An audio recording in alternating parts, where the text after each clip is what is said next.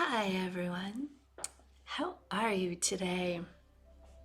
So I was talking with a girlfriend recently and I never knew that I had never trained her in how to make your tarot cards or your crystals or anything of like your magical stuff that you work with, how to make it your own. So I decided I was going to show everyone in this setting. So that's what I'm doing. Um, and it really is a way of just making these things so that they resonate with you. And it can be anything like this is the latest quartz that I got, which is super awesome. So I was going to kind of work with this one, which I think is just a beautiful piece.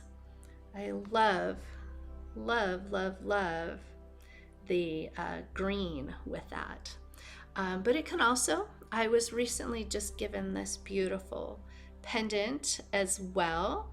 So it can work with things like this.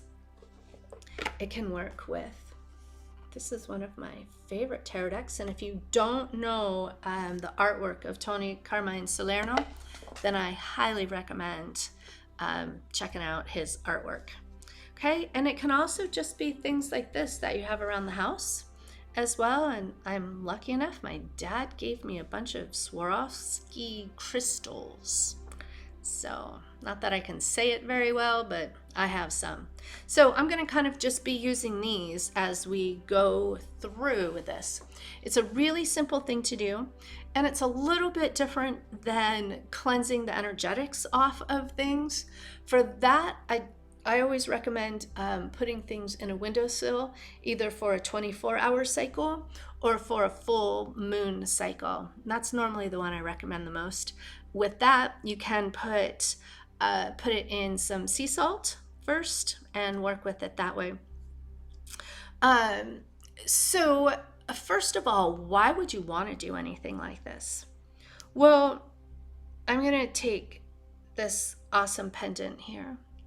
And the person that gave it to me, there's nothing energetically funky or anything like that. She's a beautiful, lovely, lovely human. But I want this to resonate not so much with her anymore as it was the gift to me. So I want it to resonate for me. So that's the idea with this. Now, something like my favorite deck here, I've had this for a while. But when I first got it, I bought it from a store where everyone else had been touching it and looking at it. And not that everyone's, got what I call energetic cooties on them, but I don't want anyone else's stuff, good, bad, or indifferent, on my deck when I am trying to work with things for me. So that is the best example of making things your own. Like this, my dad had it for a long time, but he bought it from the factory. So it had come a long way. Lots of different people touching it, lots of different things going on. So again, these two would be things that you're really going to want to make sure that you get everyone else's funk and goo and stuff, those energetic cooties, off of there. We don't need those, right? So that is the first step with this, kind of realizing where you got it and making sure you clean everything off of it. Now, back to a deck like this. This is my personal deck, so I won't have this at my office. I don't use this with my clients at all, anything like that. But I do have a couple that are at my office, and I have used them with clients.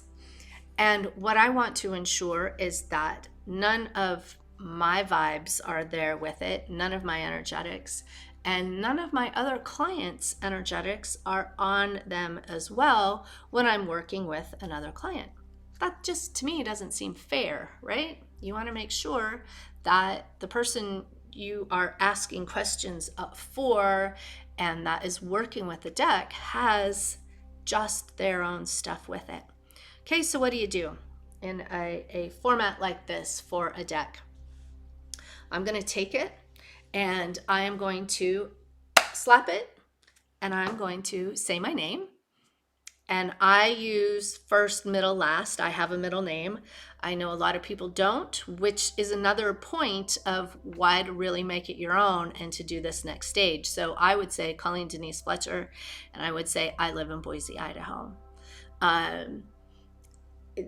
That makes a difference because I do know that there is, she got married, she's not anymore, but there was another Colleen Fletcher.